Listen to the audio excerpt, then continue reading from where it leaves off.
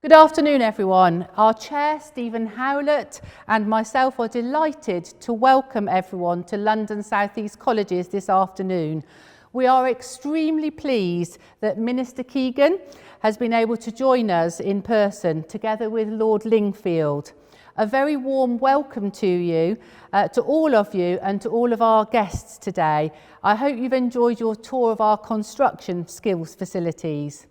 We here at London South East Colleges are very proud to be members of the Chartered Institution of Further Education, and I'd really like to thank you, Lord Lingfield, for choosing our Bromley campus here today on which to mark the launch of this significant piece of research, the building of the UK of the future, commissioned by the Chartered Institution for Further Education and the property company St Modwins.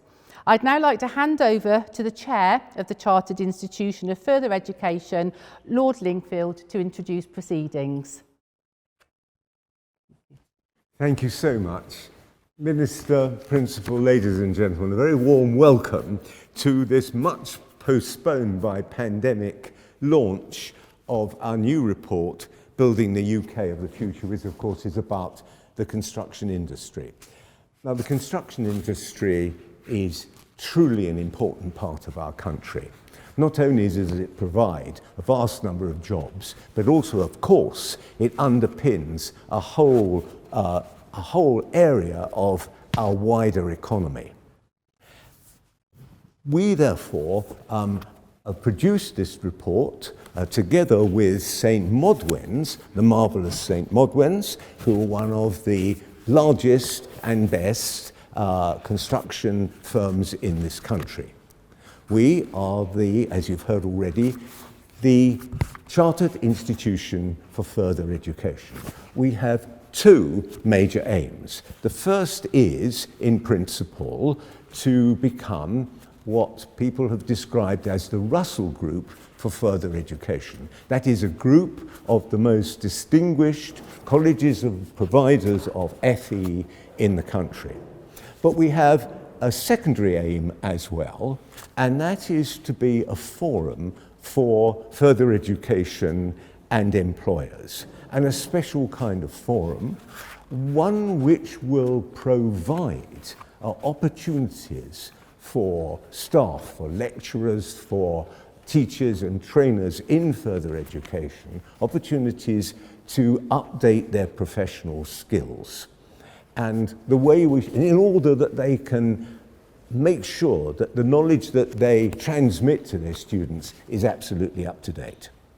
And the way that we should do that is that we are working closely at the moment with a number of employers, very widely, in order to develop our new fellowship, licentiate and associateship awards. And these will recognise both experience and continuing professional development, and we hope very much indeed that staff in further education colleges and providers throughout the country will be attracted towards them. I mentioned St Modwins, without whom this report would not have been in any way possible, because they've been our collaborators throughout. And I'm delighted, therefore, to be able to ask Danuba Gray, St Modwin's chair, to say a few words about the work we've been doing. Danuba. The construction industry in the UK is an important sector, underpinning our economy. The shortage of housing in the UK is well understood, with government policy targeting the building of 300,000 homes a year. Meeting this target, and more broadly, ensuring the construction sector continues to support the recovery of our economy, means having the right skills in sufficient numbers. But this sector suffers from a shortage of skills. It lacks diversity. It doesn't attract enough talent and is currently reliant on filling skills gaps by bringing in employees from outside of the UK. The report, Building the UK of the Future, shows that whilst there are some excellent examples of skills development in colleges and by employers, a lot more needs to be done. I'm proud St Modwins supported the Chartered Institute for Further Education in this important research. It highlights where, in collaboration, industry bodies, government, colleges of further education and employers can work to redress the skills gap and to attract young people into the sector. Encouraging apprenticeships, retraining, promoting diversity, offering flexible training and careers are all part of the solution. At St Modwen, we've a track record of investing in talent, education and further employment. Our partnership with Burton and South Derbyshire College is cited in the report. We aim to give students real workplace experience and fast-track apprenticeship schemes, and we're looking to widen access into the sector to attract more diverse talent, including more women and ex-armed forces personnel. And we're helping colleges to attract industry talent into teaching roles. But now more than ever, it's critical to work in partnership on this challenge as we look to recover from the economic impact of COVID-19, and in particular, the impact on young people. We want to help them discover a career and opportunities to progress in our sector. And I would now like to hand over to Dawn Ward, CBE, Deputy Chair of the Chartered Institute for Further Education. Thank you, Danuta. The Chartered Institution is extremely grateful to St Modwins for commissioning this very important piece of research. My Lord, Minister, ladies and gentlemen, I'm delighted to have this opportunity today to share with you our key findings and recommendations. A clear theme of collaboration emerges from this research project. Throughout the publication, we are furnished with case studies and outstanding examples of FE providers, industry and allied organisations working creatively together to implement solutions which are proving successful in addressing specific needs. Whether focusing on employment in a locality, meeting training requirements for an individual company, or tackling a particular skills or talent issue within the sector. It is evident that partnership solves problems. When stakeholders across the construction and skills landscape are united by connectivity, purpose and practical action, progress is inevitably made. The difficulty is that there is just not enough. These exemplar collaborations are the exceptions and not the rule across the sector. They are to be found in isolation, dotted around our regions. But this type of partnership approach is, unfortunately, not yet prevalent. There is no lack of will, but sometimes the complex nature of barriers, often rooted in finance, can be a deterrent and certainly an impediment for organisations to mobilise together with the expediency that allows timely opportunities in the marketplace to be fully exploited. So it's no surprise to learn that the main findings are linked to unlocking the benefits of collaboration between the sector, government and industry, and between bodies offering career education and impartial advice and guidance. Clearly, there are a number of challenges that need to be addressed, including how do we build capacity amongst interested parties to do more of what we know is working, thus moving us to a position in which such successes are accomplished because of the conditions we're able to operate in, and not, as it all too often seems, in spite of it. Solving the skills and talent pipeline for the construction sector and others comes down to a number of big challenges that government, industry, FE and allied bodies must tackle collectively. We need the educators and the educational environments that are industrially equipped and maintained, with the resources of currency of expertise. They have to be able to prepare individuals with the high-level technical knowledge, competencies and behaviours that mean they can perform and contribute to their organisations, operating in a context of increasing automation and digitisation, with a combination of both traditional and technological skills. How do we attract and retain the industry experts and develop them to be great teachers and ensure that industry expertise is continually sustained? How do we build innovative funding solutions which will finance capital-intensive provision and allow our developments to keep pace with the technological advancements driving the shape and direction of the industry and the entry points for the future workforce? How do we reframe perceptions about the industry and educate schools, parents and teachers from primary level onwards to understand the reality of the construction sector beyond bricklaying and the scope of career opportunities it offers across a range of business and technical specialisms at all levels? How do we diversify and modernise parts of the industry that are lagging behind to ensure that organisations operate with standards, inclusiveness and values consistent with the image of a desirable career destination that careers, education and ambassador programmes are working so hard to promote?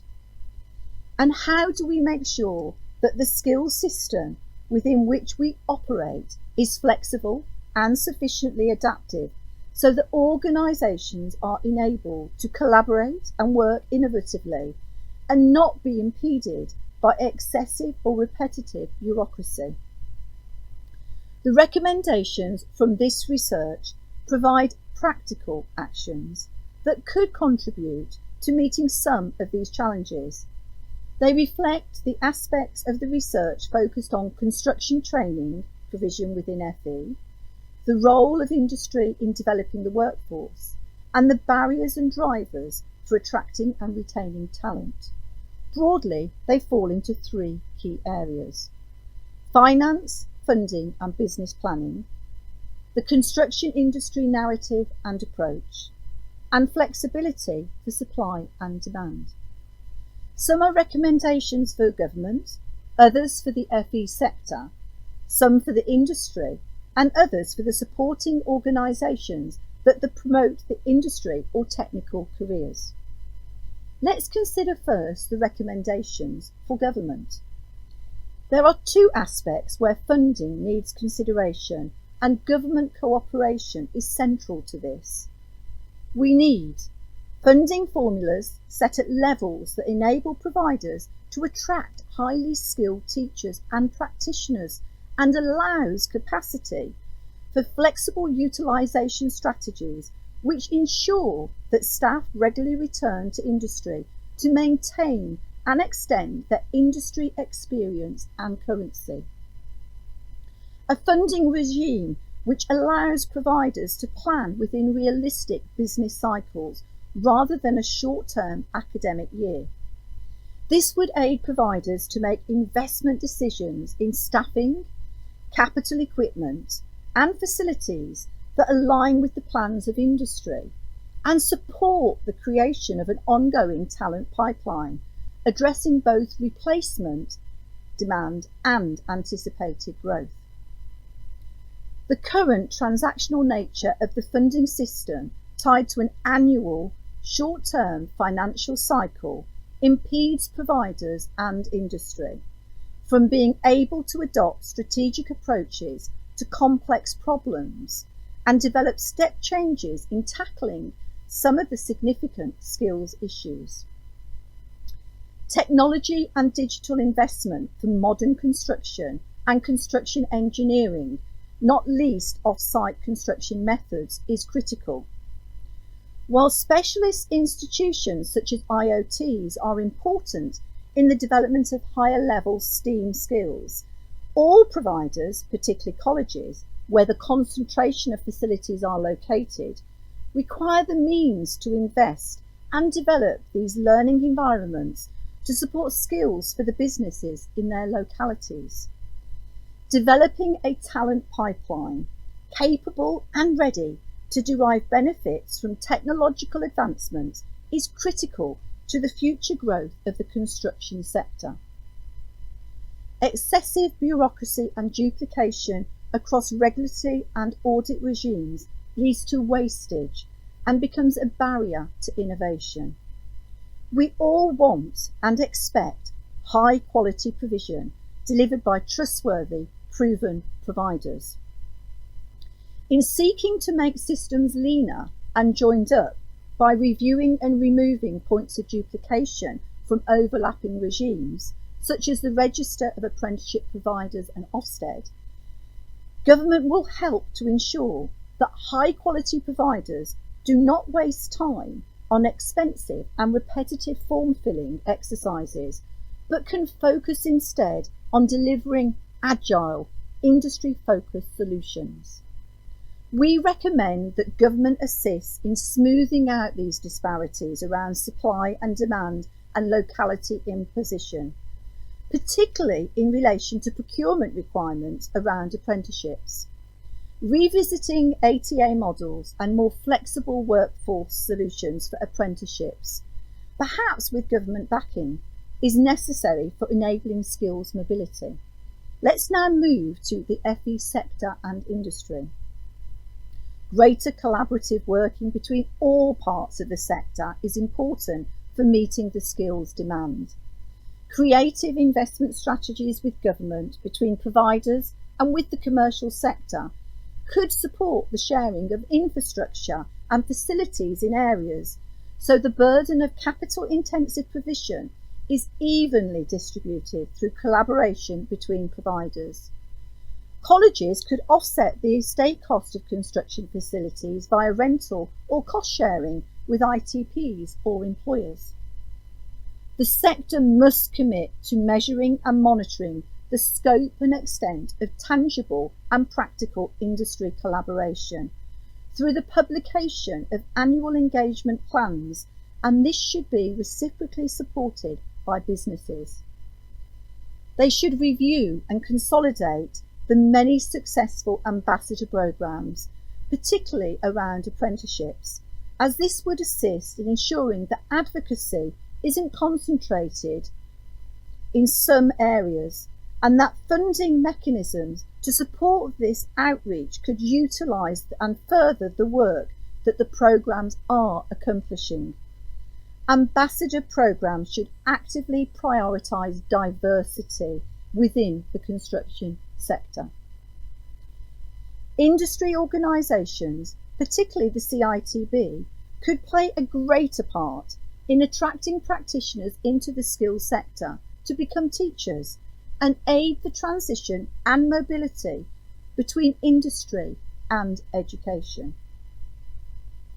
Industry and FE need to work in closer alignment to change the narrative about the industry as a career destination, counteracting the legacy reputation that has, to some extent, impeded the sector's attractiveness. A diversity of talent will only come from building understanding about the range of careers and rewards that the sector offers at all levels, along with a commitment from the industry to ensure that operationally its employment practices and flexibilities fulfil the image that is being promoted.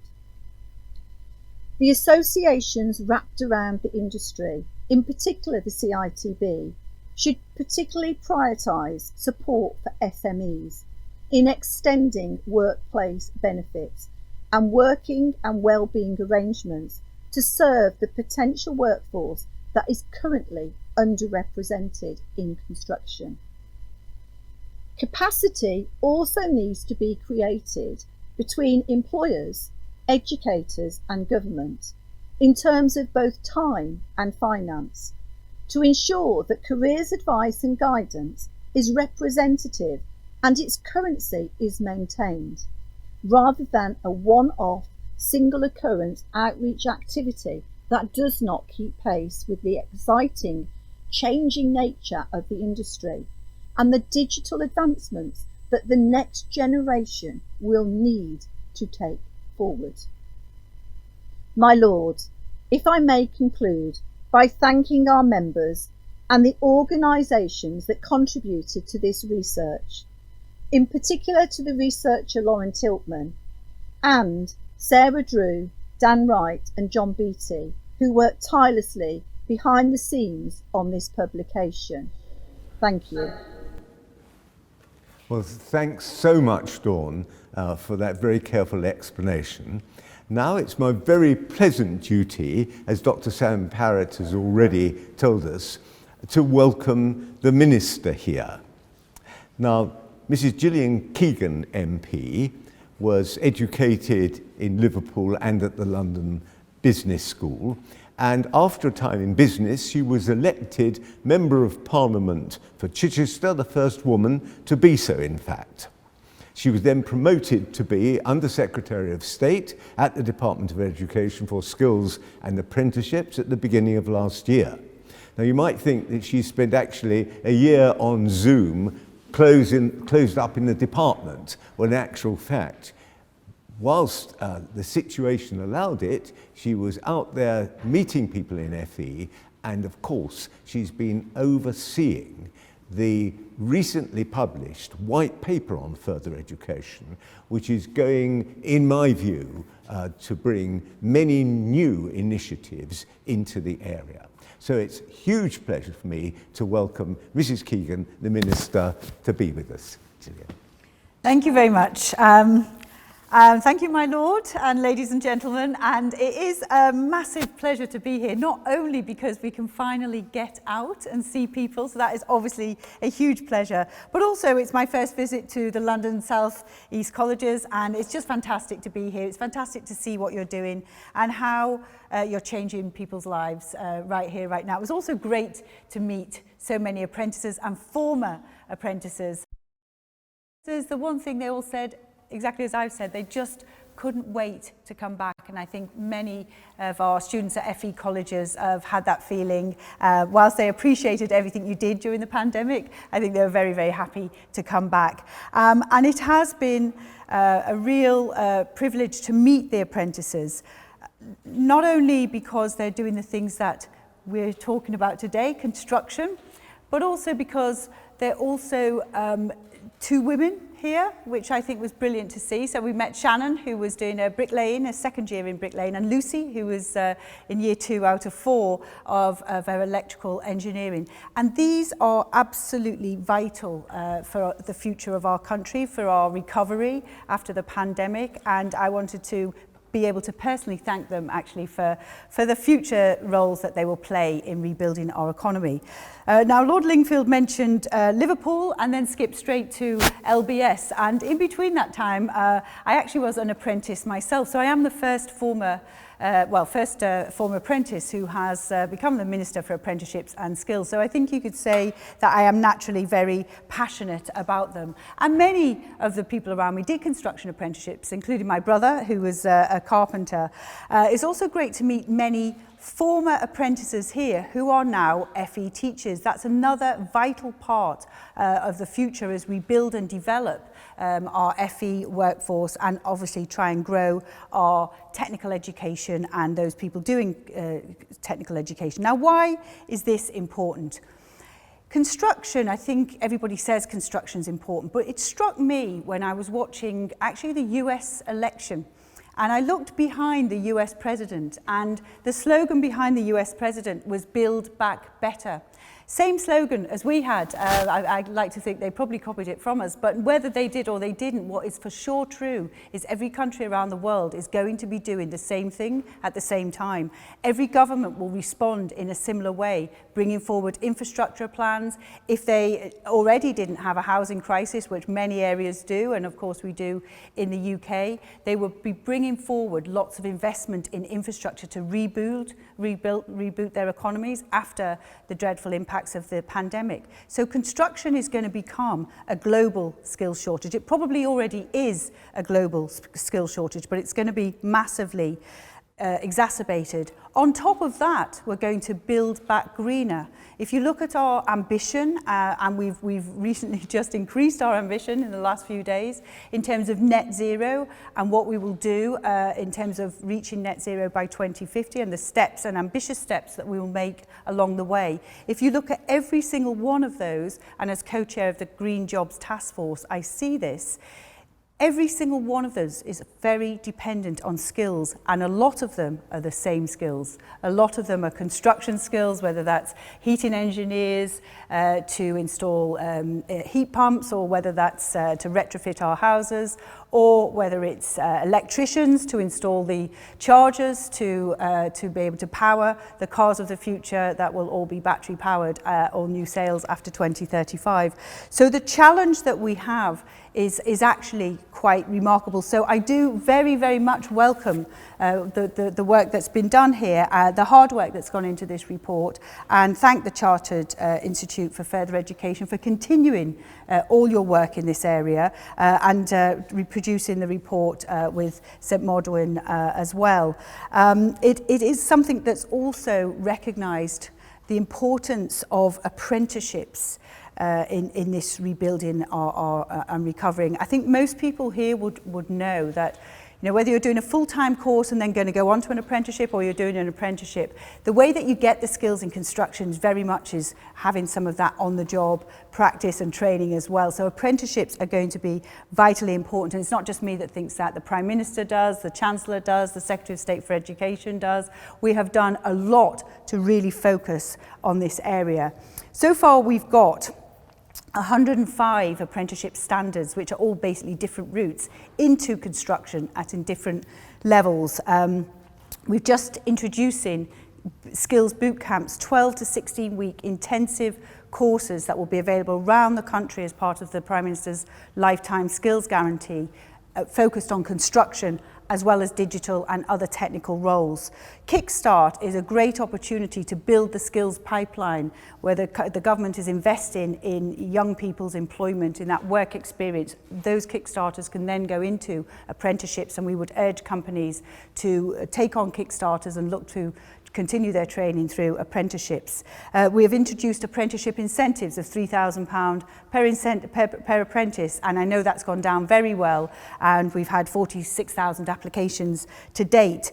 Traineeships, we've expanded the number of traineeships, and we're using them differently, and I think this is very important. Being able to use traineeships as a pre-apprenticeship to get somebody ready to be able to become an apprentice is going to be, I think, a hugely impactful in the world of construction. And we're working with the CITB, Dawn mentioned the CITB, to build on also a flexi apprenticeship, because sometimes the structure of the construction industry makes it difficult to be employed for a year with the 20% off the job with one employer. So we've just introduced, or we just announced it actually this week, that we will be piloting flexi apprenticeships. So the government is doing a lot to respond, to make sure that we're flexible, to make sure that we really expand the routes and the pipeline, the skills pipeline into the construction industry.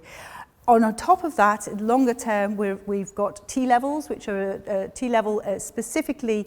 There are a number of routes in construction, and we launched the first one in construction planning and building, which are routes into being a quantity surveyor or an architect or project or site manager. Again, massive skills shortages in these areas. So we launched the first T-level in September last year, and we look forward to rolling out that programme all across the country because I think it's going to be a really important way to build the pipeline into some of those highly skilled careers.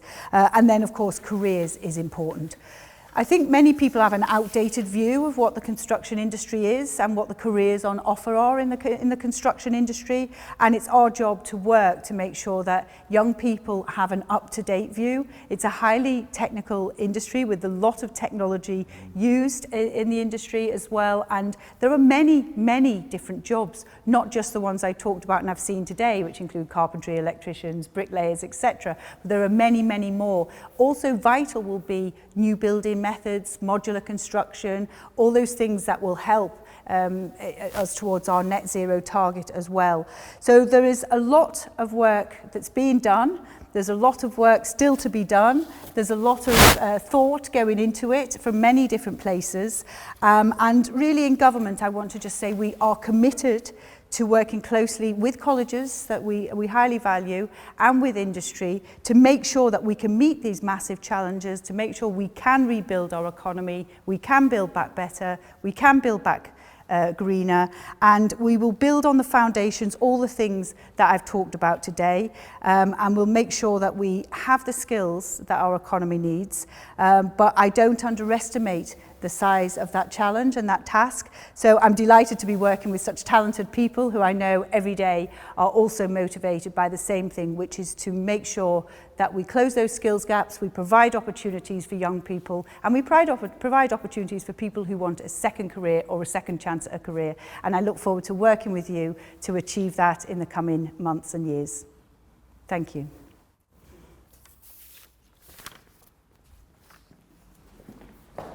Minister, thank you very, very much for being with us, and indeed for all the hard work you've been putting into the white paper. We're very proud in the Chartered Institution to have been consulted about that, and of course we will be responding to the consultation, and you'll get our views on it next week to the department. Can I thank also Danuta Gray and St Modwins for all the hard work that they put into building the future. This very, very valuable report indeed. Can I thank my Vice Chair, Dawn Ward, and can I thank Dr. Sam Parrott and the staff here at Bromley who've done such wonders of a technological sort in order that this launch can take place. I see on the wall there's a motto written, which all of us in public life could actually take to heart. It says, measure twice and cut once. And I do think it's something we must all take home and remember. Also, can I say this, that it's been a huge pleasure to meet a large number of people here today. All of us are last behind masks, especially the young people who are, after all, the future of our country. I hope very much that the Chartered Institution will be doing another one of these reports, possibly for the hospitality industry later this year or next. We have that to look forward to. In the meanwhile, a safe journey home to everyone, and thank you, all of you, very much indeed for the parts that you've played in today's launch. Thank you so much. Thank you, Lord Lingfield. Thank you, Minister. It's been great to have you here at London South East Colleges. We are hugely honoured that you chose us to launch your report, this very influential report. You know that we have a proud record in construction. We're a lead in the Mayor's Construction Fund. We're delighted to be a member of the Chartered Institute. And also, we won a Queen's Anniversary Prize a couple of years ago for construction, and we hope to do that again. This event has been recorded, and so it will be available on your website, the Chartered Institute website, and also the London South East Colleges website as well. Can I say, I am also hugely proud to be part of this. I've been involved in construction for most of my career, almost all of my career, and I continue to be involved. I'm a board member of Orbit Housing Association, and I'm proud to say that we're working with Waits, who are here today in a big construction, the second of two in neighbouring Bexley, and we're delighted to have you here today. Delighted that St Modwen is working with you. Hugely pleased to meet all the students and staff today. So can I thank you for your attendance today, Lord Lingfield, Minister, and we look forward to working with you continually to deliver the housing and the other developments that are hugely needed in this country to generate the jobs. Thank you, everyone, and have a safe journey home, if you are going home. Some of you might be going back to the department. Thank you.